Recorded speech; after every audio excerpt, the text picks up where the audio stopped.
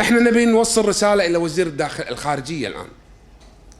وزير الخارجية أمام هذا الاستهداف الإيراني الواضح ضد مصلحتنا الكويت، وأمام حزب الله وخلية العبدلي المجرمة التي كانت لها حقيقة أسلحة كما ونوعا خطيرة مباشرة ضد أمن واستقرار السلطة والأسرة والكويت وجميع الكويتيين بالاستثناء، الشيعة والسنة منهم.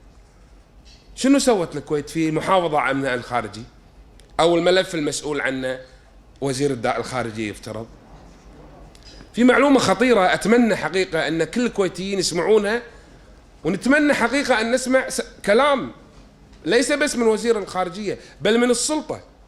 إنما إلى علمنا أن للأسف الشديد إيران، شوفوا المشهد لما ينقلب، إيران استدعت السفير الكويتي في إيران وأبلغت السفارة الكويتية هناك في عدم رغبتهم في شخص كويتي هناك، عدم رغبة إيران في تواجده من ضمن سفارتنا في الكويت. لاحظوا المشهد شلون منقلب. يعني يفترض هذا الموقف يتخذ من الكويت. ولذلك رسالتنا لوزير الخارجية، نبيك توجه رسالة للشعب الكويتي، هذه معلومة عندنا نبيك تنفيها إذا تقدر.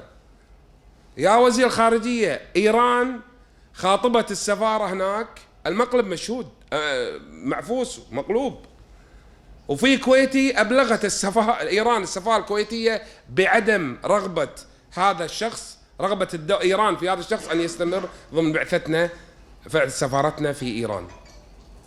نبي رد، لأن هذا الوضع مقلق وغير مطمئن ولا يطمنا احنا ككويتيين.